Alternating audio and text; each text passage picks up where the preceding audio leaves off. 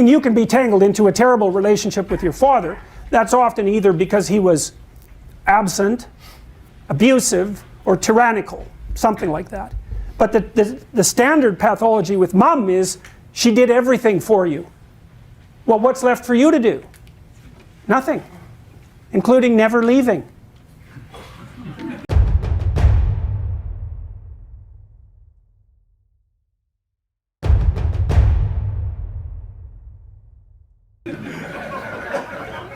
Right, and that's the motivation, you know, for the woman who's nothing but protective mother. There's no role outside of nurturant of nurturer of infants. Well, you just keep them infants. They'll never leave.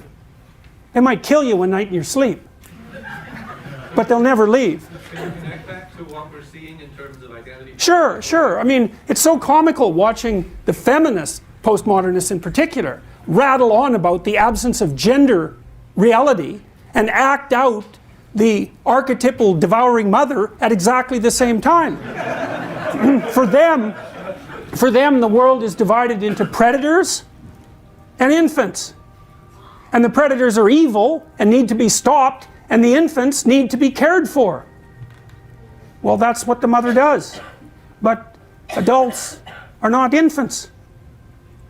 And all you do is destroy them when you treat them that way, especially when they're adolescents and just starting to develop. You know, there's a rule that I attempted to abide by when I had small children, and the rule was, don't do anything for your children that they can do themselves.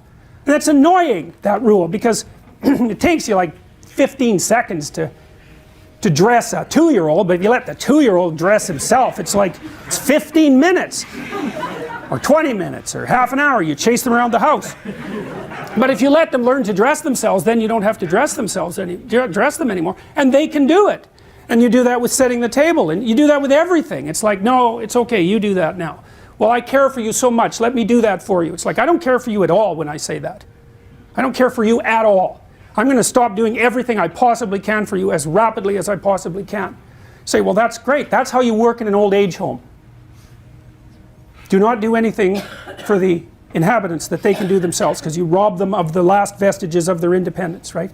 It's what you do when you're a manager. If you're a good manager, you make yourself superfluous by extending autonomy and independence to the people that you manage so that they can take over the whole job. You don't do that by doing everything for people. And you certainly don't do that by dividing the world archetypally and uncritically into predators, those who have more, and victims, infants, those who have nothing, and acting like all you can ever do is protect them. You don't protect, first of all, you can't protect people. You can only make them strong.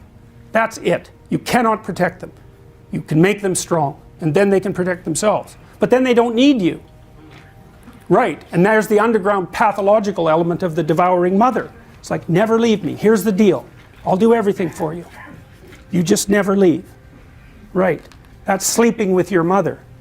Right, that's the Freudian nightmare. Right, you don't invite your child into your bed.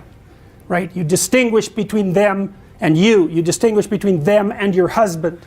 And you facilitate their independence. A part of the reason why it's useful to have a mother and a father is because the mother has to fall insanely in love with the infant or she'd throw it out the window, right? Because they're insanely demanding and they're always right, right? Because the right way to treat an infant, especially before 9 months, is I'll do everything for you and you're always right and your needs take priority over everyone else's, and anybody that threatens you is terrible.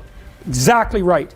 But after, you know, once the kid is ambulatory and starting to be independent, that's the wrong attitude. The attitude then is, you know, get the hell on with it. And men who are less prone to negative emotion and less compassionate are much better at fostering that kind of independence. And so it's usually then when they step into the family and start playing with the kids, rough and tumble play, and pushing them forward and saying, you know, get on with it, you can do it, you can do it. And it's very hard for a mother to play both those roles because she has to fall so in love with her infant that it's difficult for her to be like universal caregiver and disciplinarian at the same time. You know, because the roles run contrary to one another. And so now women have entered the political sphere, right, en masse. And so they're going to bring their essential nature with them, all the while saying there's no such thing as essential nature. It's like, yeah, there is.